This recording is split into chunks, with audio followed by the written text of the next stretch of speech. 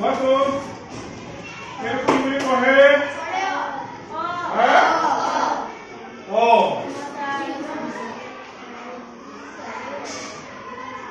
এর কি বুলি কহে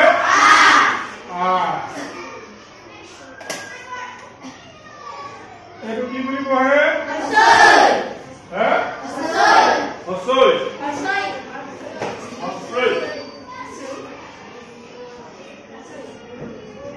এর কি বুলি কহে দীর্ঘই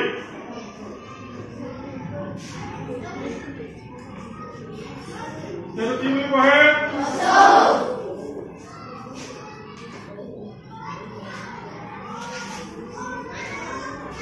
এর কি বুলি কহে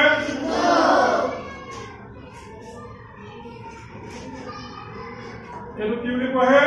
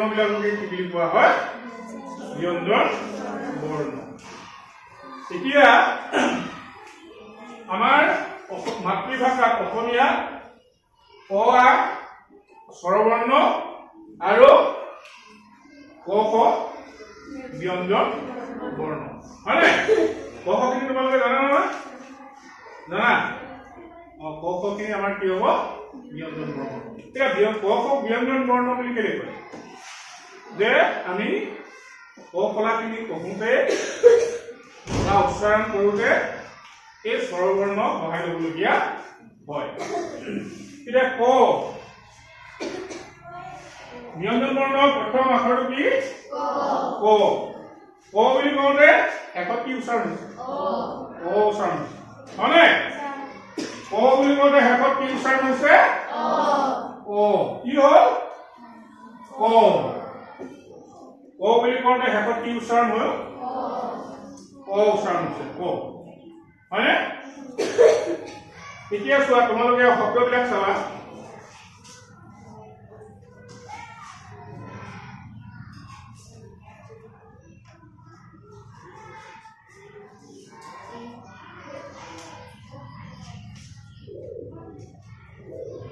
কি লিখিলো এক পৰম নাম ধৰ্ম কিন্তু আমি কটো উচ্চাৰণ কৰি কি কৰিব লাগে কটো উচ্চাৰণ কৰিব লাগে হয় নাই এক পৰম নাম ধৰ্ম নহয় এক হৰণ নাম ধৰ্ম এক হৰণ নাম সেইকাৰণে আমি এই ব্যঞ্জন বৰ্ণ উচ্চাৰণ কৰোঁতে কি হ'ব সহায় ল'বলগীয়া হয় স্বৰবৰ্ণ কটো উচ্চাৰণ কৰিবলগীয়া হয় কিন্তু ব্যঞ্জন বৰ্ণ উচ্চাৰণ কৰিবলৈ যাওঁতে যিহেতু অ বৰ্ণটো কোনো ৰূপ নাথাকে বুজিছানে সেইকাৰণে ক লগত অ লগ লাগিলে ক হয় কিন্তু ক লগত যদি আ লগ লাগিলে কি হৈ থাকিব হা কত আ কা কা কি বুলি ক'ব ইয়াত কত আ কা হয়নে কিন্তু এই অ থাকিলে ইয়া বৰ্ণটো উচ্চাৰণ এতিয়া তোমালোকে গম পালা নহয় যে ব্যঞ্জন বৰ্ণ উচ্চাৰণ কৰিবলৈ যাওঁতে আমি স্বৰবৰ্ণ সহায় ল'বলগীয়া হয় এতিয়া এইটো পঢ়িবাচোন দেই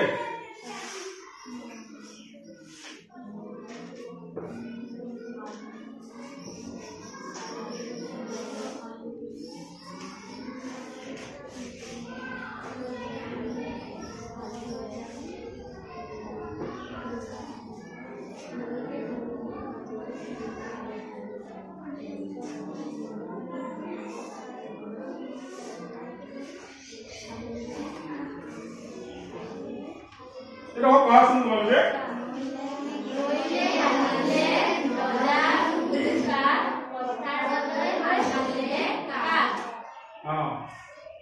নইলে হালিলে নদালি ভলুকা পথাৰলৈ হালিলে কাক কি হ'ল কাক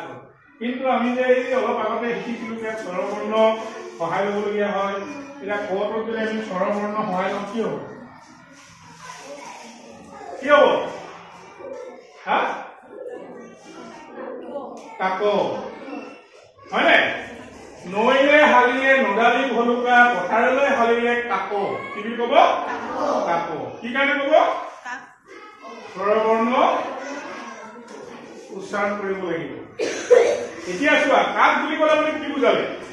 কাক মানে কাৰোবাক কাক বুলি কওঁতে ইয়াৰ অৰ্থ কি লাগিব কাৰোবাক হয়নে কিন্তু নইলে হালিলে নদালি ভলুকা নইলে মানে গম পাইছেনে নইলে মানে নদীলে বা নদীলৈ কিন্তু আমাৰ বিহু গীতবিলাকত যিহেতু উজনি অসমৰ কৃষি বা শ্ৰমজীৱী মানুহৰ ভাষা সোমাই থাকে সেইকাৰণে ভাষাবিলাক এনেকুৱা ধৰণৰ হয় নৈ লৈ নহয় নইলে দেই নইলে হালিলে হালিলে মানে হাউলি পৰা নদালি নদালি কি বাৰু এবিধ বাঁহৰ নাম ভলুকা বাঁহৰ এটা প্ৰজাতিৰ নাম নদালি হয়নে নদালি ভলুকা ভলুকা মানে কি জানে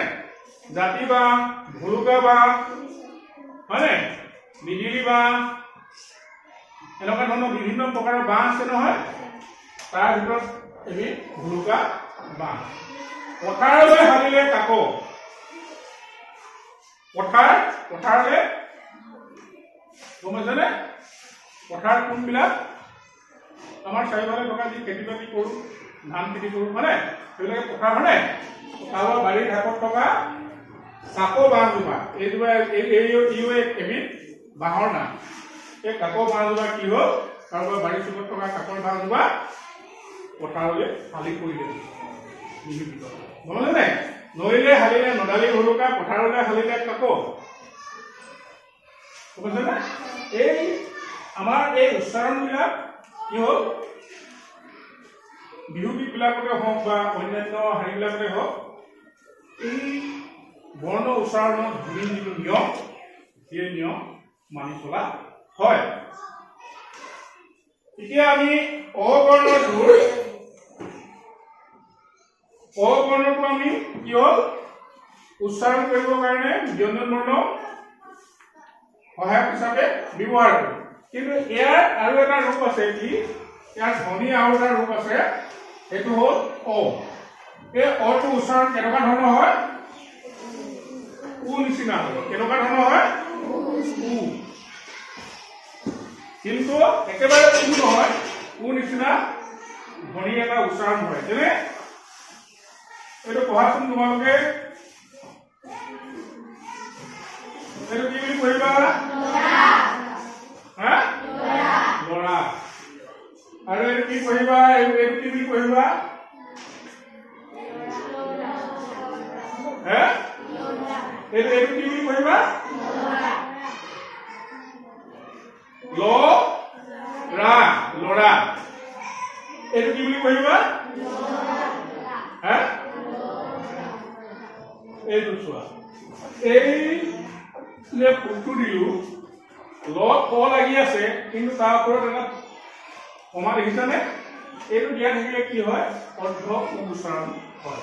এইটো লৰা বুলি পঢ়িলো কিন্তু এইটো লৰা বুলি পঢ়িলে নহব কি বুলি পঢ়িব লাগিব লৰা কি বুলি পঢ়িব লাগিব লৰা তেতিয়াহে অৰ্থটো ওলাব এইটো লৰা মানে বস্তু এটা ধৰি কিনে জোকাই দিয়া হয় নাই এইটো লৰা মানে কি ছোৱালী লৰা ছোৱালী ছোৱালী বিপৰীত লিংগ লৰা কিন্তু ছোৱালী বিপৰীত লিংগ লৰা নহয় ছোৱালী বিপৰীত লিংগ কি হব লৰা দেই তাৰপিছতে এই দুটা উচ্চাৰণ কৰাটো গোল গোল গোল উচ্চাৰণ চাবা দুটা আখৰ একেই গ আৰু ল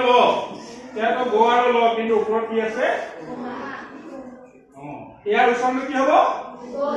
গোল আৰু ইয়াৰ উচ্চাৰণটো গোল মানুহজন বজাৰলৈ গ'ল আমি মানুহজন বজাৰলৈ গ'ল বুলি ক'ব নালাগে কি ক'ব লাগিব মানুহজন বজাৰলৈ গ'ল দেই কিন্তু এই গ'লটো কি এই ফুটবল খেলতে গোল দিয়ে মানে এই এক গোল দিলে দুই গোল দিলে বুলি কয় হয় নে নহয় এইটো গোল আৰু এইটো হ'ল গোল হয় নে এতিয়া ঠিক তেনেকে ধৰণে আমি আৰু এটা চাওঁচোন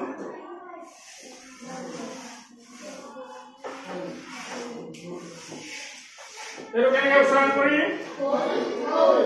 হ'ল চিনেমা হ'ল থিয়েটাৰ হ'ল হয় নাই কিন্তু এইটো উচ্চাৰণ কেনেকে হ'ব হ'ল মোৰ কামটো কৰা হ'ল বুজিছানে কিন্তু এই হলটো উচ্চাৰণ কৰিলে এই হলটো অৰ্থটো নোলাব মোৰ কামটো কৰা হ'ল এনেকে ক'লে নহ'ব এতিয়া আমি কিহত তাৰ অৰ্থটো সম্পূৰ্ণ নহ'ব যদি মোৰ কামটো কৰা হ'ল বুলি কোৱা হয় তেতিয়া কৰা বোলা নোলাব এইদৰে আমি ৰূপ দুটা পাওঁ বুজিছানে এতিয়া চোৱা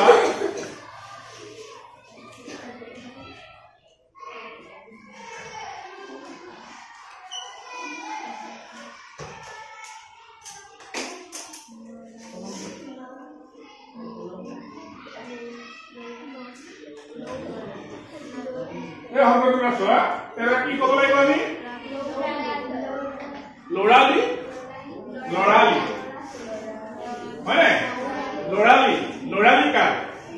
শ্ৰীমন্ত শংকৰদেৱৰ লৰালিকা শ্ৰীমন্ত শংকৰদেৱৰ ল'ৰালিকা বা ৰসৰাজ বেজবৰুৱা দেৱৰ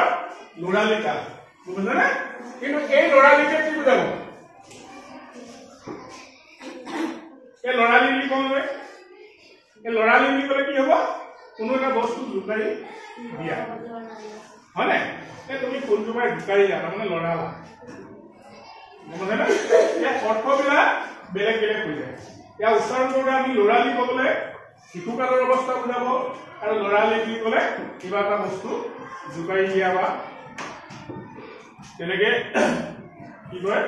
মিলাই দিয়া এনেকুৱা ধৰণৰ অৰ্থ ব্যৱহাৰ হ'ব সেইকাৰণে আমি উচ্চাৰণবিলাক কৰোঁতে কি হৈছে শুদ্ধকে যদি কৰোঁ তেতিয়া আমাৰ লিখোঁতেও কি হয় শুদ্ধকে লিখিব পৰা যায় সেইকাৰণে কোৱা হয় যি মানুহে উচ্চাৰণ শুদ্ধকে কৰিব নোৱাৰে সেই মানুহবিলাকৰ কি হয় লিখোঁতেও যথেষ্ট ভুল হয়নে যথেষ্ট কি হয় ভুল হয় এতিয়া ভুলটো চোৱা ভুল বুলি কওঁতে মই মনত কৰিছে ঘৰতে কৈ লওঁ কথা এটা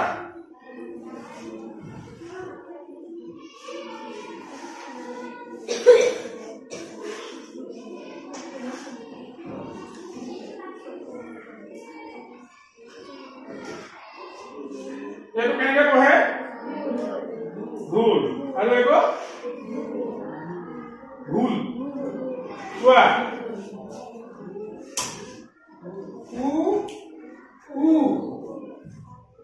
হয়নে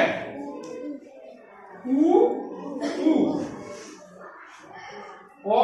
আ ই ই উ উ ৰি হয়নে এতিয়া চোৱা এইটো হস্ৰ হস্ৰ ৰূপ আমি সদায় ভুল বুলি কওঁ হয়নে আৰু সেইকাৰণে আমি লিখোঁতে সদায় এইটো লিখিব লাগে কোনটো লিখিব লাগে এইটো ভুল মানে কি কিবা ক'ৰবাত কিবা এটা গণ্ডগোল হোৱা হয়নে চিঠিবিলাক লিখোঁতে কি কৰে ভুলটো শুধৰাই পঢ়িব লিখে নাই কিন্তু বাক্যটো কেনেকৈ লাগে চোৱা ভুলটো শুধৰাই পঢ়িব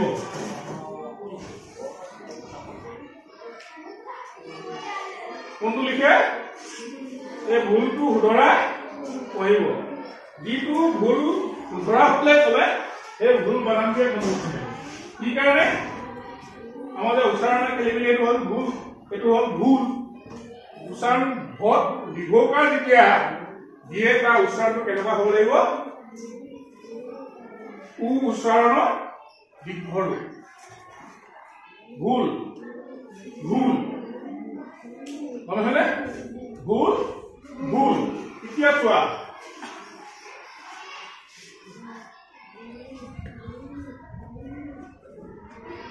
এইটো আমি কি বুলি পঢ়িম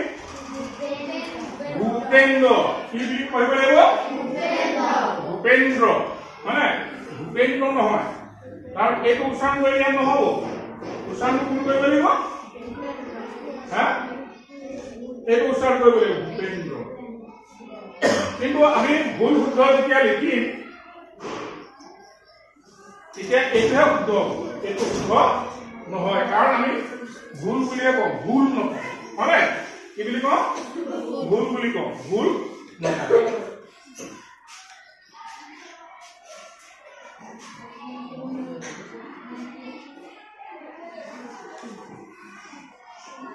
এতিয়া স্বৰবৰ্ণ অ আ অলপমান ধৰিব পাৰিছা নহয় এতিয়া আমি কি আহিম ই ই ব্যঞ্জন বৰ্ণৰ ৰূপটো কি হয়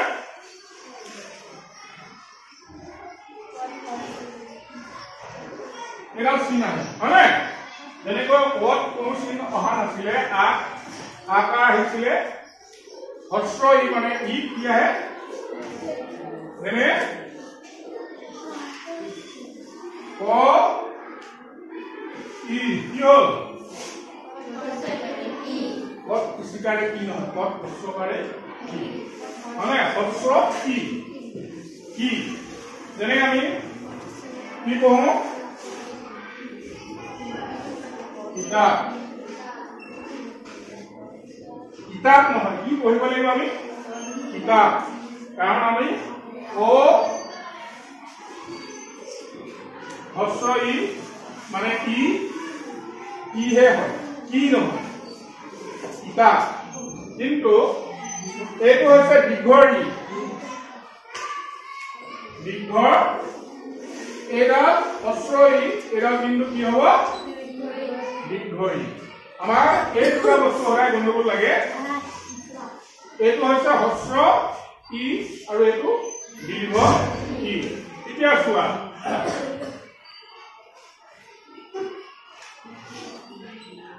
এইটো আমি কেনেকৈ পঢ়িম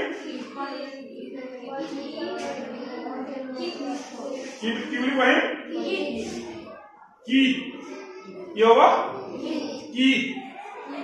কিন্তু আমি ইয়াৰ উচ্চাৰণ এনেকৈ কৰিব নোৱাৰিম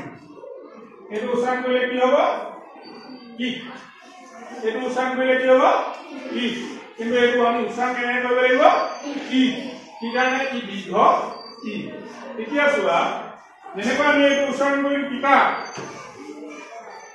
কি বুলি কৰোঁ কিতাপ কিন্তু আমি একে যদি আমি আৰু অন্য ধৰণে উচ্চাৰণ কৰোঁ এইটো কি হ'ব লিব ইয়াৰ উচ্চাৰণটো কি হ'ব দীৰ্ঘ ই সেইকাৰণে লিব লিব নহয় কি হ'ব লিব কিতাপৰ উচ্চাৰণটো যেনেকে হস্ৰ ই মানে ই আৰু ইয়াত দীৰ্ঘ ই লাগিলে কি হ'ব দীৰ্ঘ ই যেনেকৈ কি এইটো কি বুলি পঢ়িব লাগিব আমি কীট পতংগ কীট পতংগ নহয় সেইকাৰণে নহয় আমাৰ হস্ৰ ই ইয়াত উচ্চাৰণ হোৱা নাই কীট পতংগ দেই এনেকে ধৰণে আমি কি কৰিছে উচ্চাৰণ কৰি পিনে যদি পঢ়ো তেতিয়া আমাৰ বানানবিলাক কেতিয়াও ভুল নহয় খুব সহজতে ভুল নহয় মানে আমি যদি উচ্চাৰণটো কৰোঁতে আমি শব্দটো উচ্চাৰণ কৰোঁতে যদি আমি ভুলকৈ উচ্চাৰণ কৰোঁ লিব লিব বুলি ক'লে আমাক একো হস্ৰকে আহিব হস্ৰ ই কাৰণেও আহিব হয়নে কিন্তু আমি যদি তাক উচ্চাৰণ লিব বুলি কওঁ তেতিয়া আমি গম পাম যে দীৰ্ঘ ই বুজাইছে দীৰ্ঘ ই সদায় দীৰ্ঘ ই চিনে হ'ব কিন্তু কিতাপটো আমি কিতাপ বুলি কেতিয়াও নকওঁ কেনেকৈ কওঁ কিতাপ কাৰণ ই হস্ৰ ই ইয়াৰ উচ্চাৰণটো কেনেকুৱা হস্ৰ ই উচ্চাৰণটো চমু ই উচ্চাৰণটো চমুকৈ কৰাৰ কাৰণে ইয়াক কি কোৱা হয় হস্ৰ ই এনেকুৱা ধৰণৰ শব্দ আৰু তোমালোকে চাবাচোন বুজা নাই এনেকুৱা ধৰণৰ শব্দ তোমালোকে ঘৰত চাবা যে কোনকেইটাত হস্ৰ ই অৰ্থাৎ ই লাগিছে কোনকেইটা ব্যঞ্জন বৰ্ণ বা শব্দৰ দীৰ্ঘ ই বা ই লাগিছে আৰু তেনেকৈ উচ্চাৰণ কৰি পঢ়িবা নিশ্চয় তোমালোকৰ এইবিলাক কি হ'ব শুদ্ধ হ'ব এতিয়া আমি সদায় এটা কথা কৈ থাকো হ'ব হ'ব শুদ্ধ কোনটো আমি সেইকাৰণে উচ্চাৰণ কেনেকৈ কৰিব লাগিব হ'ব হ'ব নহয় কি ক'ব লাগিব উচ্চাৰণটো হ'ব হয়নে মোৰ দ্বাৰা কামটো কৰা হ'ব মোৰ দ্বাৰা কামটো কৰা হ'ব নহয় মোৰ দ্বাৰা কামটো কৰা হ'ব এনেকৈ যদি আমি অকণমান ঘৰত চাওঁ বা চেষ্টা কৰোঁ নিশ্চয় আৰু দুই এটা কথা নতুনকৈ আমি জানিব পাৰিম হ'ব